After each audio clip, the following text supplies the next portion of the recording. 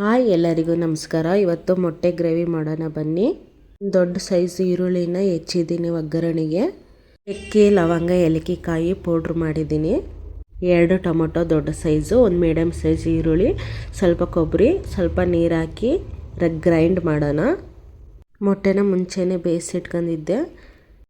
ಮೊಟ್ಟೆನ ಸ್ವಲ್ಪ ಚಾಕಿಯಿಂದ ಕಟ್ ಮಾಡಬೇಕು, ಯಾಕಂದರೆ ಫ್ರೈ ಮಾಡಿದಾಗ ಮಸಾಲ ಎಲ್ಲ ಅದರಲ್ಲೇ ಹೋಗುತ್ತೆ. ಅದಕ್ಕೆ ಮಾಡೋಕ್ಕರ ಎಣ್ಣೆನೂ ಸಿಡಿಯಲ್ಲ ನಮಗೆ, ಹಂಗೆ ಕಟ್ ಮಾಡಬೇಕು.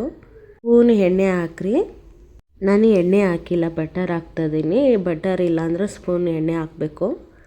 ಮೊಟ್ಟೆ ಹಾಕಿ ಸ್ವಲ್ಪ ಅರಿಶಿನ, ಸ್ವಲ್ಪ ಚಿಲ್ಲಿ ಪೌಡ್ರು, ಸ್ವಲ್ಪ ಉಪ್ಪು ಹಾಕಿ ಫ್ರೈ ಮಾಡಬೇಕು. ಸ್ವಲ್ಪ ಕಲರ್ ಚೇಂಜ್ ಆಗೋವರೆಗೂ ಫ್ರೈ ಮಾಡ್ಕೋಬೇಕು. ಫ್ರೈ ಮಾಡಿ ತೆಗೆದಿಟ್ಕೊಡ್ರಿ. ಅದಕ್ಕೆ ನಾನು ಸ್ವಲ್ಪ ಎಣ್ಣೆ ಬಿಟ್ಟು ಈರುಳ್ಳಿನ ಹೆಚ್ಚಿರೋದು ಅದಕ್ಕೆ ಹಾಕಿ ಫ್ರೈ ಮಾಡ್ತಾಯಿದ್ದೀನಿ. ಈರುಳ್ಳಿನ ಫ್ರೈ ಮಾಡ್ಕೊಡ್ರಿ. ಕಲರ್ ಚೇಂಜ್ ಆಗೋವರೆಗೂ ಫ್ರೈ ಮಾಡಬೇಕು. ಅದನ್ನು ಶುಂಠಿ ಬೆಳ್ಳುಳ್ಳಿ ಪೇಸ್ಟು ಒಂದು ಸ್ವಲ್ಪ ಜಾಸ್ತಿನೇ ಹಾಕಿ ಫ್ರೈ ಮಾಡ್ಕೊಡ್ರಿ. ಟೇಸ್ಟ್ ಇರುತ್ತೆ ಸ್ವಲ್ಪ ಜಾಸ್ತಿ ಹಾಕಿರೆ. 2 ಮಿಕ್ಸ್ ಮಾಡಿ ಸ್ವಲ್ಪ ಫ್ರೈ ಮಾಡಬೇಕು. ಈರುಳ್ಳಿ ಎಲ್ಲ ಕಲರ್ ಚೇಂಜ್ ಆಗೋವರೆಗೂ ಫ್ರೈ ಮಾಡಬೇಕು. ಇದಕ್ಕೆ ನಾವು ಮಸಾಲೆ ಹಾಕಬೇಕು.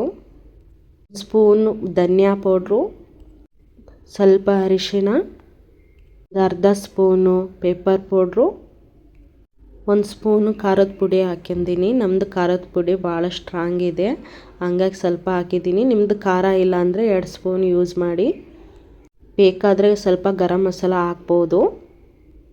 ಮಿಕ್ಸ್ ಮಾಡೋಕ್ಕಾರೆ ಡ್ರೈ ಅನಿಸುತ್ತೆ ಸ್ವಲ್ಪ, ಹಂಗಾಗಿ ಸ್ವಲ್ಪ ನೀರು ಹಾಕ್ತಾಯಿದ್ದೀನಿ. ನಾನು ನೀರು ಹಾಕಿ ಮಿಕ್ಸ್ ಮಾಡ್ತಾಯಿದ್ದೀನಿ. ಮಿಕ್ಸ್ ಮಾಡಿ ಇಲ್ಲನ್ನ ಕ್ಲೋಸ್ ಮಾಡೋಣ. ಎಣ್ಣೆ ಎಲ್ಲ ಬಿಟ್ಕೊಳ್ಳಿ.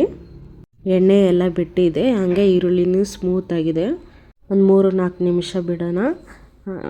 ಇವಾಗ ನೋಡಿರಿ, ಈರುಳ್ಳಿ ಎಲ್ಲ ಸಾಫ್ಟ್ ಆಗುತ್ತೆ, ಎಣ್ಣೆನೂ ಬಿಟ್ಕೊಂಡೈತಿ. ಮಸಾಲೆ ಗ್ರೈಂಡ್ ಮಾಡಿರೋದು ಟೊಮೊಟೊ, ಈರುಳ್ಳಿ, ಕೊಬ್ಬರಿನ ಇದಕ್ಕೆ ಹಾಕ್ತಾಯಿದ್ದೀನಿ. ಕೊಬ್ಬರಿ ಬದಲಿ ಗೋಡಂಬಿನೂ ಹಾಕ್ಬೋದು. ಉಪ್ಪು ಹಾಕಿದ್ದಿಲ್ಲ, ಇವಾಗ ಉಪ್ಪು ಹಾಕ್ತಾಯಿದ್ದೀನಿ. ಇದನ್ನು ಮಿಕ್ಸ್ ಮಾಡಿ ಇಡ್ಲನ್ನು ಕ್ಲೋಸ್ ಮಾಡೋಣ. ಮಸಾಲೆ ಸ್ಮೆಲ್ಲೆಲ್ಲ ಹೋಗಬೇಕು, ಅದನ್ನು ಎಣ್ಣೆ ಬಿಡಬೇಕು. ಇವಾಗ ಬಿಟ್ಟಿದೆ ನೋಡಿ. ನಾನು ನೀರು ಹಾಕಿದ್ದಿಲ್ಲ, ಇವಾಗ ಮಸಾಲೆ ನೀರೇ ಇತ್ತು, ಹಂಗಾಗಿ ಅದನ್ನೇ ನೀರು ಹಾಕ್ತಾಯಿದ್ದೀನಿ. ಮತ್ತೆ ಕ್ಲೋಸ್ ಮಾಡಿ ಒಂದು 5 ನಿಮಿಷ ಬಿಡ್ತೀನಿ. ಮಧ್ಯೆ ಸ್ವಲ್ಪ ಹಿಂಗೆ ಮಿಕ್ಸ್ ಮಾಡ್ಕೊತ ಇರಬೇಕು. ಈಗ ಮೊಟ್ಟೆನ ಇದಕ್ಕೆ ಹಾಕ್ತೀನಿ. ಮೊಟ್ಟೆ ಹಾಕಿ ಮಿಕ್ಸ್ ಮಾಡಿ ಮತ್ತು ಇಡ್ಲನ್ನ ಕ್ಲೋಸ್ ಮಾಡೋಣ. 5 ನಿಮಿಷ ಕ್ಲೋಸ್ ಮಾಡಿದ್ದೀನಿ.